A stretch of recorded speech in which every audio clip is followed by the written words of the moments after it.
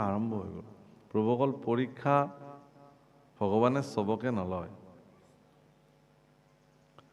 পৰীক্ষা সেইসকলক লোৱা হয় যাৰ পৰীক্ষা দিয়াৰ যোগ্যতা আছে। আপোনাক যদি ভগৱানে পদে পদে পৰীক্ষা লৈছে, তেতিয়াহ'লে আপুনি জানি কিমান কষ্ট হয়। গতিকে এতিয়া এজন মন্ত্ৰী বা এজন ৰাজন্যবৰ্গ তেওঁ জীৱনত খেতি পথাৰত নামিও পোৱা নাই, খেতি কৰিও পোৱা নাই। তেওঁ যেতিয়া প্ৰজাক শাসন কৰিব, তেওঁ কেনেকৈ উপলব্ধি কৰিব যে এজন কৃষকৰ কিমান কষ্টৰ ফলত এটা ফচল উৎপাদন হয়। যে সেই পৰীক্ষা লোৱাৰ যোগ্যতা ভগৱানে আপোনাক ৰাখিছে, সেইকাৰণে আপুনি পৰীক্ষাৰ অৱতীৰ্ণ হৈছে বাৰে বাৰে। গতিকে হৰিশ্চন্দ্ৰ এনেকুৱা অৱস্থা হ'ল গৈ গৈ যে তেওঁ পুত্ৰ বিক্ৰী কৰিবলগীয়া হ'ল, পত্নীক বিক্ৰী কৰিবলগীয়া হ'ল, নিজেও চণ্ডালৰ ডোমৰাজৰ ওচৰত, চণ্ডালৰ মুৰব্বীৰ ওচৰত নিজক বিক্ৰয় কৰিলে। ক'লে যে তুমি কিন্তু আজিৰ পৰা শৱদাহ কৰিব লাগিব। বোলে হ'ব, মালিকে যি আজ্ঞা কৰে দাস সেইটো কৰিবই লাগিব। গতিকে চক্ৰৱৰ্তী ৰজা হৰিশ্চন্দ্ৰ আহি এখন শ্মশানত শৱদাহ কৰিবৰ কাৰণে থাকিলে। এনেহে ঈশ্বৰৰ ইচ্ছা। পিছদিনা ৰাতিপুৱাই দেখিলে যে এগৰাকী নাৰীয়ে এটি শিশু, সৰ্পৰ দংশনত মৃত্যু হোৱা শিশু এটা শ্মশানত লৈ আহিছে। হৰিশ্চন্দ্ৰই দেখিলে যে তেওঁৰ পুত্ৰই সেইটো ৰোহিদাস। আৰু পত্নীগৰাকী বেলেগ নহয়, তেওঁৰে ধৰ্মপত্নী মহাৰাণী সব্যা, যাৰ গাত ফটা চিটা কাপোৰ, শাৰীখনো মানে ভাল নহয়। কিন্তু ইমানেই ন্যায়পৰায়ণ, ইমানেই সত্যবাদী, ইমানেই তেওঁ নীতি, তেওঁ সব্যাক কৈছিলে যে হে দেৱী, তোমাৰ পুত্ৰক যদি মই ইয়াতে দাহন কৰিব লাগে, তেতিয়াহ'লে শ্মশানৰ যিটো কৰ টেক্স দিব লাগে, সেইটো তুমি মোক দিব লাগিব। সব্যাই কৈছে, হ'ব মহাৰাজ, আৰু বহুত হৈ গ'ল, আৰু কিমান তুমি কি কৰা? তোমাৰ পুত্ৰ তুমি চিনি পোৱা নাই নেকি ৰোহিদাসক? মই তোমাৰ পত্নী সব্যা, মোক তুমি চিনি পোৱা নাই নেকি মহাৰাজ? কৈছে, চিনি পাইছো, কিন্তু মই কৰ্তব্যত বন্দী, বাক্যত বন্দী। কাৰণ মই কোনোবা মালিকৰ অধীনৰ এজন কৰ্মচাৰীহে, দাস। আজি মোৰ এইখন শ্মশান মোৰ নহয়। ইয়াৰ যিটো শ্মশানৰ যিটো নিয়ম, সেইটো নিয়ম পালিবই লাগিব। বাৰাণসীত আজিও বিশ্বনাথ মন্দিৰৰ ঘাটত আপোনালোকে গ'লে দেখিব, যিখন শ্মশান য'ত শৱ দাহ হোৱাটো মহাপুণ্য বুলি ধৰা হয়, সেই শ্মশানখনৰ নাম আজিও হৰিশ্চন্দ্ৰ শ্মশান। য'ত মৰিবলৈ মানুহ যায়, যে সেই শ্মশানত যদি দাহ হৈ যায়, জীৱন মুক্ত হৈ যায় বুলি কয়। কাশীত মৰিলে মানুহ মোক্ষপ্ৰাপ্তি হয় পোনে পোনে, এই বুলি বিশ্বাস আছে। গতিকে সেই ৰজা হৰিশ্চন্দ্ৰই যেতিয়া ক'লে টেক্স দিব লাগিব, তেতিয়া সব্যাই ক'লে যে মোৰ হাতত একোৱেইটো নাই, এই পিন্ধি থকা শাৰীখনৰ বাহিৰে আৰু একো নাই। গতিকে মই মোৰ শাৰীখনৰ এটা আঁচল ছিঙি পেলাই তোমাক টেক্স হিচাপে মই শ্মশানৰ টেক্স হিচাপে কিবা এটাতো দিব লাগিব, দিয়া, তাকেই দিয়া। যেতিয়া এগৰাকী নাৰীয়ে নিজৰ চাদৰৰ আঁচল ছিঙিবলৈ প্ৰস্তুত হৈছে, সমস্ত পৃথিৱী কম্পমান হৈ গৈছে। এইটোতো হ'ব নোৱাৰিব। স্বয়ং লক্ষ্মী ভগৱান কৃষ্ণৰ প্ৰতি কৈছে যে প্ৰভু, এইটো হ'ব নোৱাৰিব। কিন্তু এগৰাকী নাৰীৰ জীৱনৰ লজ্জা ঢাকিবলৈ যিখিনি সাধাৰণ বস্ত্ৰ তেওঁৰ শৰীৰত আছে, তাকো যদি তেওঁ ছিঙিবলগীয়া হয়, ইমান পৰীক্ষাৰ প্ৰয়োজন আৰু নাই। তৎক্ষণাৎ ব্ৰহ্মা, বিষ্ণু, মহেশ্বৰ, সমস্ত গন্ধৰ্ব, কিন্নৰ, দেৱতা, স্বয়ং বিশ্বমিত্ৰ সেই স্থানত তৎক্ষণাৎ উপস্থিত হৈছে। ইন্দ্ৰাদি দেৱতা, হ'ব আই সব্যা, ধন্য তুমি, স্বামী ভক্তি তোমাৰ পৃথিৱীত যদি থাকিব।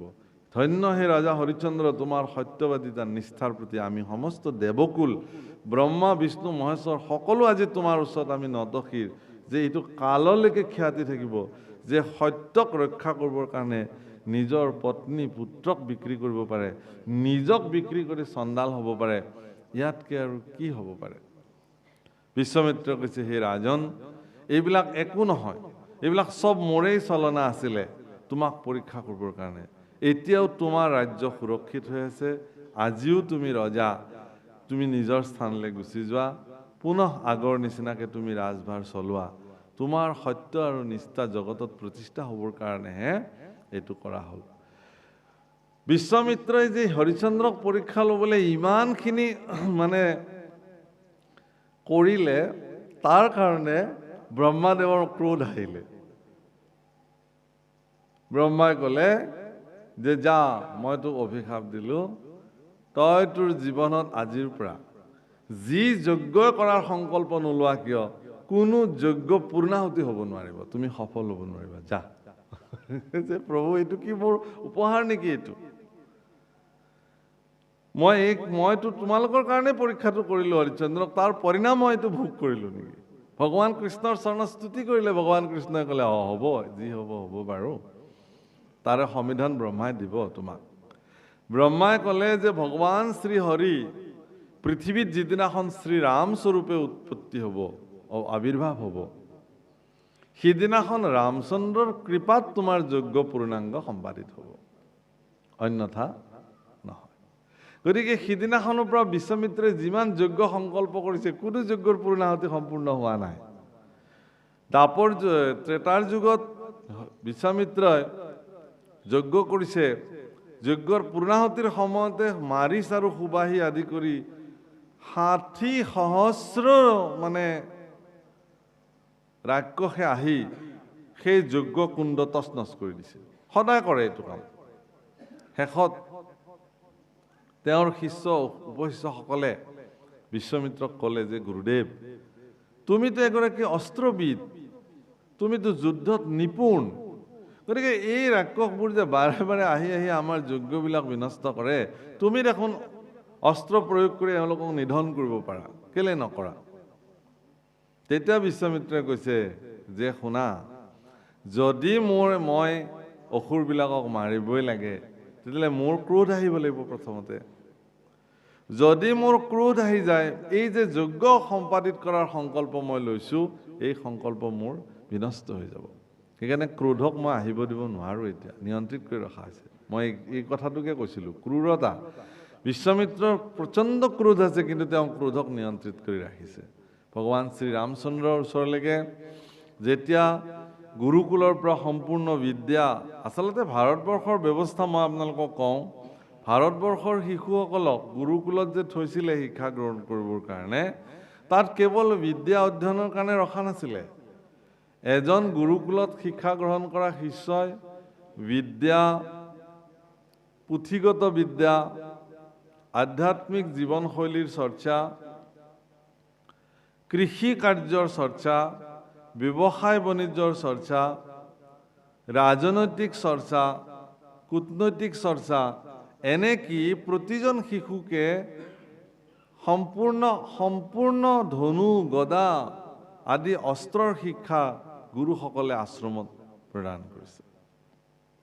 আৰু সেই শিশুবিলাকে উভতি গৈ পেলাই গৃহস্থশ্ৰমত যেতিয়া প্ৰৱেশ কৰিছিল, ৰজাৰ পুত্ৰই ৰজা হৈছিল, কৃষকৰ পুত্ৰই কৃষি কাৰ্য কৰিছিল, আৰু বৈশ্যৰ পুত্ৰসকলে ব্যৱসায় বাণিজ্য কৰিছিল, ক্ষত্ৰিয়ৰ পুত্ৰসকলে গৈ সৈন্য সামন্ত ৰজাৰ হেৰিত যোগদান কৰিছিল ইত্যাদি।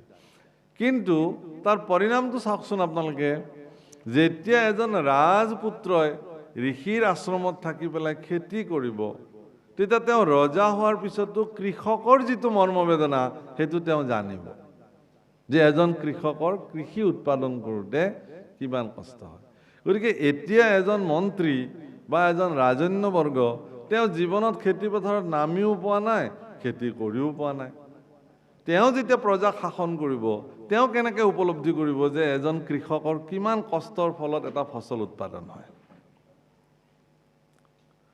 ঋষিয়ে অকল সেয়া নহয়, উৎপাদিত শস্যসমূহ বিক্ৰী কৰিবৰ কাৰণে বজাৰলৈ পঠিয়াইছিল। তেওঁলোক নিপুণভাৱে তেওঁলোকে সেইবিলাক ক্ৰয় বিক্ৰয় কৰিছিল। বিক্ৰী কৰিব লাগিব, যি সেই সময়ত বিনিময় ব্যৱস্থা আছিল, আকৌ আনাজ আদি যি প্ৰয়োজনীয় বস্তু আশ্ৰমলৈকে সকলো কিনি আনিব লাগিব, ক্ৰয় কৰি আনিব লাগিব। গতিকে ব্যৱসায় বাণিজ্যৰ ওপৰতো তেওঁলোকৰ এটা ধাৰণা হৈছিলে। গতিকে ৰজা হ'লেও তেওঁ জানিছিল যে ব্যৱসায়বিলাক কেনে চলে।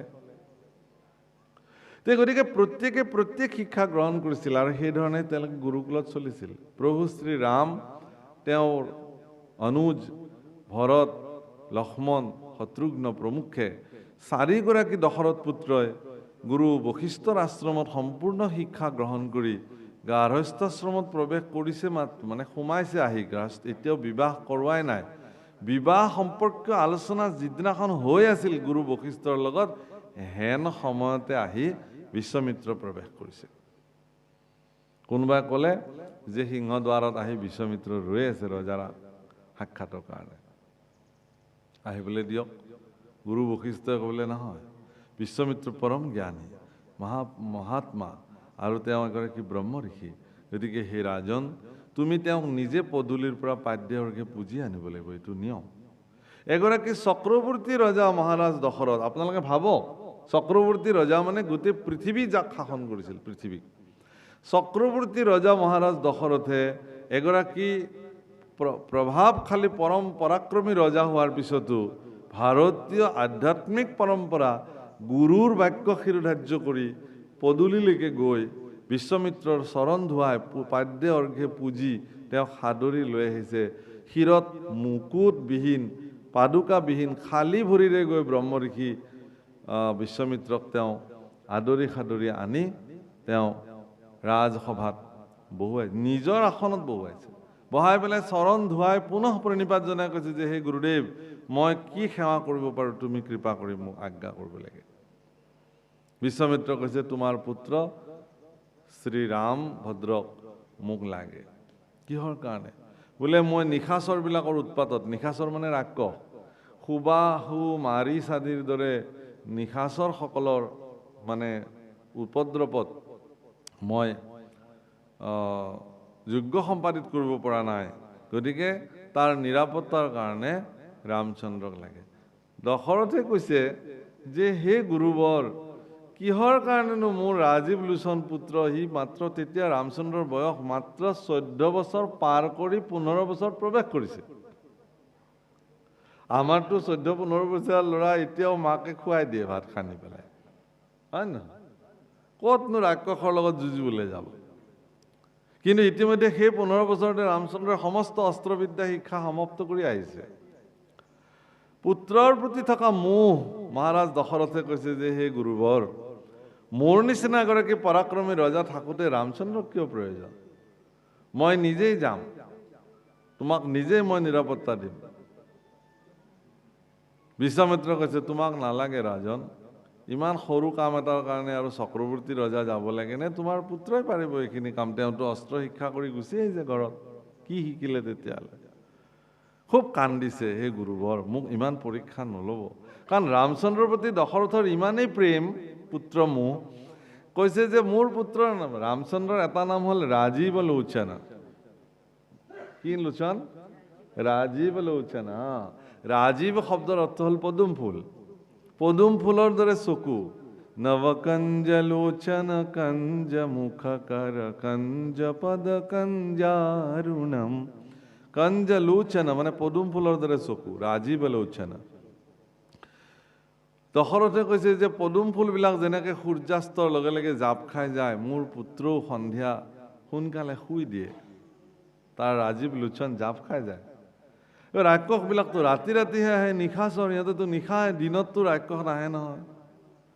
গতিকে যিটো পুত্ৰ মোৰ ইমান আৰামত ইমান দিন গুৰু আশ্ৰমত কেনেকৈ থাকিল, আহি 2 দিন হৈছিল মাত্ৰ ঘৰ পোৱা, অকণমানতো আৰাম খাবলৈ দিয়ক, অকণমান সিহঁতক ৰাজভোগ খাবলৈ সময় লাগে। সোনকালে শুৱে, মাকে বুকুত সাৱটি এতিয়াও শুৱে তাৰ লগত কৌশল্যাই। কেনেকৈ সি গোটেই ৰাতিটো ৰাক্ষসৰ লগত যুদ্ধ কৰিব? এটা কথা মন কৰিব, ইমানখিনিৰ পিছতো কিন্তু বিশ্বামিত্ৰৰ ক্ৰোধ অহা নাই। ৰামচন্দ্ৰ জগতৰ ঈশ্বৰ, এই কথা বিশ্বামিত্ৰে জানে, গুৰু বশিষ্ঠই জানে, কিন্তু দশৰথে নাজানে। জানে যদিও নাজানে, কাৰণ ৰামচন্দ্ৰৰ জন্ম কোনো জনী সম্ভৱা নহয়, যজ্ঞত যাৰ জন্ম হৈছে, যজ্ঞৰ চৰুৰ পৰা পায়স যি উৎপন্ন হৈছিল, পায়স গৰ্ভস্থ কৰি ভগৱান ৰামচন্দ্ৰৰ উৎপত্তি হৈছে। স্বয়ং ভগৱান নিজেই ৰামচন্দ্ৰৰ ৰূপে জগতত আহিছে। গতিকে ৰামচন্দ্ৰৰ প্ৰতি যে ইমান মোহ, তাকে দেখি ব্ৰহ্ম ঋষি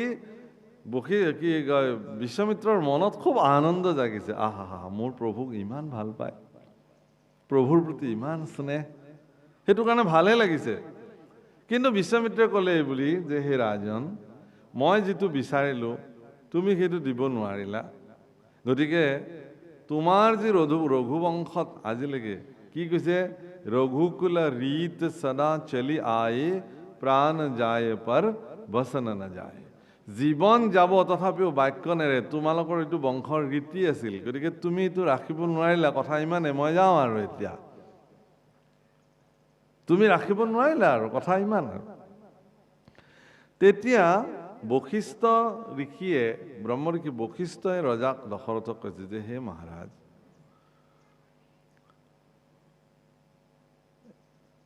মানে সংকট আৰু সন্ত শব্দটো মনত ৰাখিব। আপোনাৰ জীৱনলৈ সংকট বিপদ এইটো কাকো নোকোৱাকে আহে, আৰু সন্তবিলাকো ঘৰলৈ কাকো নোকোৱাকে আহে, এই দুটাই আহে। কিন্তু সংকট আপোনাৰ জীৱনৰ বিপদ ঘণ্টা বজাবলৈ আহে, কিন্তু সন্তই সেই বিপদৰ সমাধান লৈ আপোনাৰ ঘৰলৈ আহে। পাৰ্থক্য ইমানেই। আপোনাৰ ঘৰলৈ যদি কেতিয়াবা হঠাৎ নোকোৱা নিমিলাকে যদি এজন সাধু পুৰুষৰ কেনেবাকৈ আৱিৰ্ভাৱ হৈছে, আহি ওলাইছে ভকত এজন, তে জানিব যে আপোনাৰ গৃহৰ সকলো অপায় মংগল দূৰ কৰিবলৈ সন্ত আহিবলৈ আৰম্ভ কৰিছে।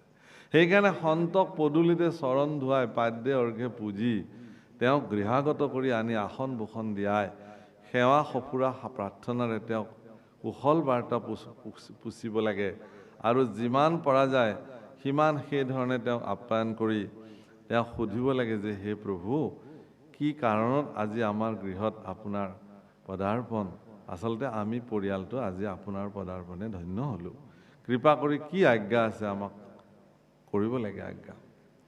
সন্তসকলক সন্তুষ্টি কৰিব লাগে সেৱা সৎকাৰেৰে।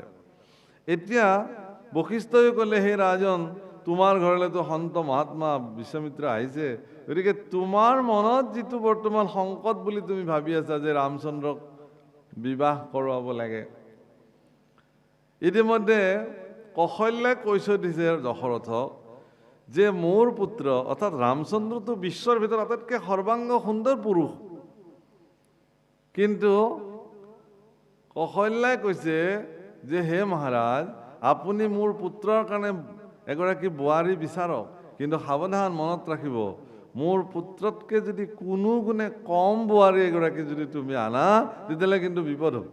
এতিয়া ৰজা দশৰথ মহা বিপদত। নিজৰ পুত্ৰৰ কাৰণে এনেকুৱা ক'ত ছোৱালী বিচাৰে যিটো পুত্ৰতকৈও ধুনীয়া হ'ব লাগিব। জনক নন্দিনী সীতা যিদিনাখন ৰামচন্দ্ৰৰ কাৰণে বিবাহ উপযুক্ত কাৰণে তেওঁলোকৰ কাৰণে কথা হৈছিল, হৰধনু ভাঙি যিদিনাখন ৰামচন্দ্ৰই তেওঁক বিবাহৰ পাশত আবদ্ধ কৰিছিল, সীতাৰ সম্পৰ্কে যেতিয়া কথা শুনিছিল কমল নয়নী সীতা, তেওঁৰ চৰণ পংকজ পদুম ফুলৰ পাহিতকৈও সুকোমল আছিল। এই বাৰ্তা যিদিনাখন শুনিছিল, তেতিয়া কৌশল্যা, সুমিত্ৰা আৰু কৈকেয়ী কি কৰিছিল জানে?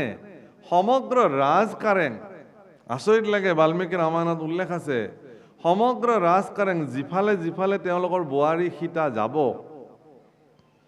সেইফালে সেইফালে পদুম ফুল, পূৰ্ণ বিকশিত পদুম ফুলৰ ওপৰত যিখিনি ৰেণু থাকে, হালধীয়া হালধীয়া বগা বগা, সেই ৰেণুবিলাক পাৰি পাৰি থৈ দিছিল, যাতে সীতাৰ সুকোমল চৰণে কষ্ট নাপায়।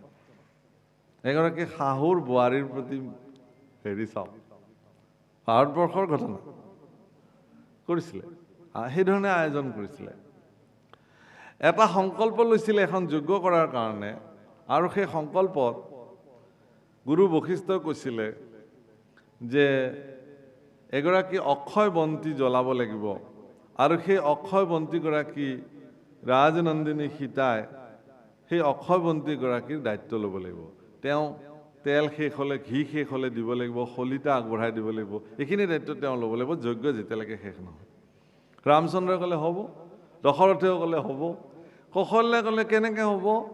যি হয় তাকে হ'ব, ৰাজ্য য'ত ভাঙি চিঙি যায়, নষ্ট হয়, কোপত পৰে, যি হ'ব, তথাপিও মোৰ বোৱাৰীক মই এই অক্ষয় বন্তিগৰাকীৰ তাপত তাপিত হ'বৰ কাৰণে দিব নোৱাৰোঁ। ইমান মৰম, ইমান স্নেহ শাহুৰ বোৱাৰীৰ প্ৰতি। মই এনেই কোৱা নাই এইখিনি কথা, সমাজলৈ মই এই বাৰ্তাটো এনেই এৰা নাই। গতিকে এয়া আমাৰ সমাজত প্ৰবৃত্তি। বাৰু যিয়ে নহওক, ৰামচন্দ্ৰক ক'লে, এই বিশ্বামিত্ৰই ক'লে দশৰথক যে হে মহাৰাজ, এই যে বিশ্বামিত্ৰ আহিছে তেওঁ আচলতে এটা শুভ বাৰ্তা লৈ আহিছে, আপুনি নিশ্চিন্ত থাকক। ৰামচন্দ্ৰৰ কল্যাণৰ কাৰণে তেওঁ আহিছে, মানে ৰঘুবৰ হিতাৰ্থে, ৰঘুকুল শিৰোমণি ৰামচন্দ্ৰৰ হিতৰ কাৰণে তেওঁ আহিছে। তেওঁ ৰামচন্দ্ৰ দি দিছে, পিছত দিছে বাৰু, বুকুত শিল থৈও পুত্ৰক আগবঢ়াই দিছে, লক্ষ্মণো লগত গৈছে। কিন্তু ৰামচন্দ্ৰৰ যিটো পাৰদৰ্শিতা, বাহুবল, পৰাক্ৰম, সেইটো মানুহে দেখিছে। মাৰিচ সুবাহুক যি ধৰণে নিধন বা দমন কৰিব লাগে ৰামচন্দ্ৰই কৰিছে, তাৰকাক বধ কৰিছে। তাৰকা যেতিয়া খেদি আহিছিল, এগৰাকী নাৰীক বধ কৰিব নে নকৰিব ৰামচন্দ্ৰ শংকিত হৈছিল। তেতিয়া বিশ্বামিত্ৰই কৈছিল যে হে ৰাম, ৰঘুকুল শিৰোমণি ৰামভদ্ৰ, এইজনী নাৰী নহয়, দেখাতহে নাৰী। ৬০,০০০ মাতংগ হস্তীৰ সমান বাহুবল এওঁৰ হাতত আছে। কিমান গো বধ কৰিছে এতিয়ালৈকে হিচাপ নাই। কিমান ঋষিৰ মুণ্ড ছেদন কৰিছে তাৰ কোনো হিচাপ নাই। কিমান লাখ লাখ যজ্ঞ তেওঁ বিনষ্ট কৰিছে তাৰ কোনো লেখ নাই। গতিকে তুমি চিন্তা কৰিব নালাগে, তুমি তেওঁক নিধন কৰা। গুৰু আজ্ঞা লৈ তাৰকাক বধ কৰিছে ৰামচন্দ্ৰ। গতিকে যি কি নহওক প্ৰভুসকল, কথাটো মই কোনটো ক'ব গৈছিলোঁ, যে ক্ৰোধ, ক্ৰূৰতা, ইয়াক নিয়ন্ত্ৰণৰ ভিতৰত বিশ্বামিত্ৰই ৰামচন্দ্ৰৰ দ্বাৰা ৰাক্ষসকুল নিধন কৰি নিষ্ক্ৰোধী হিচাপে, অক্ৰূৰ হিচাপে, ক্ৰোধহীনভাৱে ভগৱানৰ যজ্ঞ সম্পাদিত কৰিছিল। আপুনিও যেতিয়ালৈকে ক্ৰোধক নিজৰ নিয়ন্ত্ৰণত ৰাখিব নোৱাৰে, ঈশ্বৰ ভক্তি কৰাটো ইমান সহজ নহয়। ক্ৰোধী লোকে ভগৱান বুজিব নোৱাৰে।